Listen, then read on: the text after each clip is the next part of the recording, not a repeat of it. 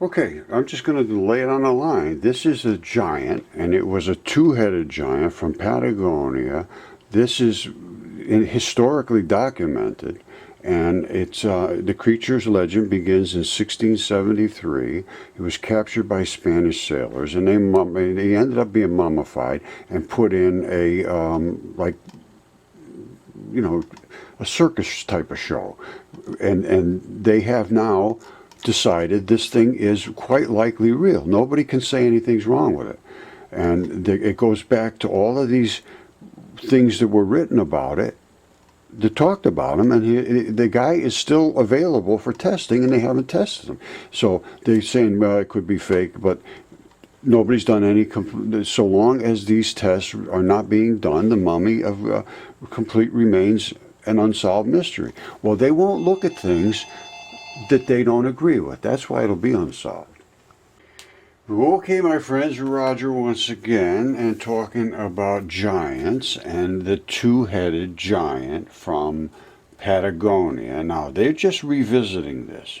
This is July 11th, 2020, just a month or so ago. Now, I've been talking about the giants, and I have the giants, and I have them DNA certified, and here's the DNA test right here. So it's not something that I'm guessing at. And mine are, here's one of the fingertips from one of the giants, and this is the smaller of the two, much smaller. The other one is much bigger, and that's a fingertip. It's been CAT scanned, DNA certified. It's been looked at by autopsy anatomists. There's no question what it is. And so, and it's human DNA, and this is the test from it. And there's 3 samples were done here. One was a lung. Here's the lung right here. The lung is the same as us, same size as us. And of course, it's a human lung, so it's the same as us. And that's the pattern of it. And they were in, I believe, the flood. And that's why they're preserved in this manner, because they stabilized in a wet, probably semi-salty solution, more or less like the body 7.4, somewhere around there. And then they stabilized. They migrated in this wet solution the molecules that would stabilize the things that would normally rot if they were out in the air. And then everything separated along these, what they call fascia.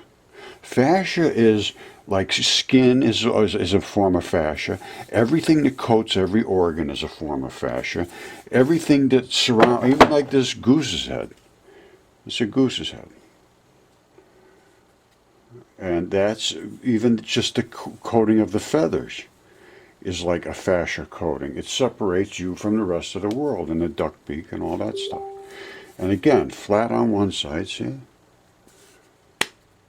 I'm sure it's died like that, and it laid flat in the water or in the mud or whatever, and ends up like that. Now, so the point I'm making here is that there were giants here. And not only were they were here just not that long ago, and they were recorded by the people that saw them. Let's take a look.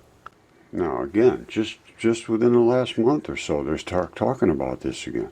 It's the story of this Cap d'Oie, which literally means 2 heads, and appears in the British records in the early 20th century, as well as various voyage records between 17th and 19th centuries. Legend says that Cap d'Oie was a 2-headed Patagonian giant, and Patagonia means land of the giants, because it was. He had a height of 12 feet or 3.66 meters. 12 feet tall now, that's pretty tall. That's twice at least as tall as a normal guy, and he had 2 heads. He once lived in the jungles of Argentina, South America.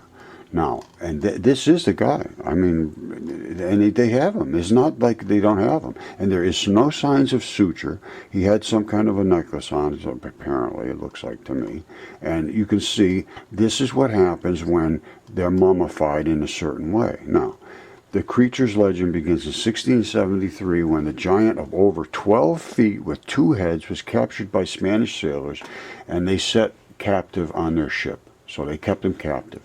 The Spaniards lashed him into the main mast, but he broke free, being a giant, and during the ensuing battle suffered a fatal injury. They pierced his heart with a spear until his death. But before that, the giant had already claimed 4 Spanish soldiers' lives. He killed 4 of them, and then they killed him. What happened to Cap Dua isn't exactly clear, but his naturally mummified body was said to be displayed in various places and sideshows. In 1900, the mummy of Cap Dua entered the Edwardian horror circuit, and over the years was passed from showman to showman, eventually ending up at Weston's Bimbeck Pier in 1914.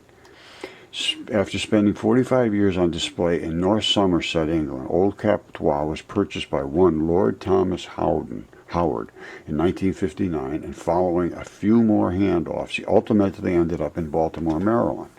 He now rests in a bizarre collection of oddities that is Bob's Sideshow at the Antique Man Limited in Baltimore, owned by Robert Gerber and his wife. The mummified remains are believed to be a fabricated hoax, although it is still a mystery. It's not a fabricated hoax, and not in my mind. Now, these people were gigantic, and I have evidence that shows that this is no question it's real. Not necessarily this, but I have the giants. They're here. Anybody can test them, and that's the problem. Nobody will test it. It says the Patagonian giants were a race of giant humans rumored to be living in Patagonia, described in early European accounts. They were said to have exceeded at least double normal human height, some accounts giving heights of 12 to 15 feet, or even more. Tales of these people would take a hold over European for the next 250 years. The first mention of these people came from the voyage of a Portuguese sailor, Ferdinand Magellan. You ever heard of Magellan? Straits of Magellan, and his crew. They claimed to have seen them while exploring the coastline of South America en route to Maluku Island in their circumnavigation of the world in the 1520s. Antonio Pigafetta, one of the expedition's few survivors and a chronicler of Magellan's expedition, wrote in his accounts about their encounter with natives twice a normal person's height.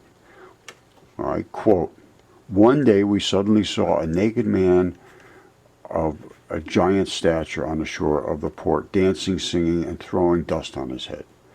The captain, who was Ferdinand, sent out one of our men to the giant so he might perform the same actions as a sign of peace. Having done that, the man led the giant to an islet where the captain general was waiting." So, here's Magellan, he meets the giant. When the giant was in the captain's presence, he marveled greatly, made signs with one finger, this is the giant pointing straight up into the air, believing we had come from the sky. He was so tall we reached only to his waist, and he was well proportioned. Exactly as my giants are. They're exactly proportioned as we are. Even though they're so huge, you'd think they couldn't possibly be well proportioned. They're exactly proportioned as we are. Now, later, this guy De Wert, a Dutch captain associated with the exploration of the coast of South America and the Falkland Islands south of Argentina in the 1600s, and his several crew claimed to have seen members of a race of giants while there. They were pretty much attacked by them. They described a particular incident when the boat was with his men in boats rowing to an island in the Magellan Strait. The Dutch claimed to have seen 7 odd-looking boats approaching were full of naked giants. The giants supposedly had long hair and reddish brown hair and were aggressive towards the crew, and apparently they took off and went back. Now, so is this Kapua real?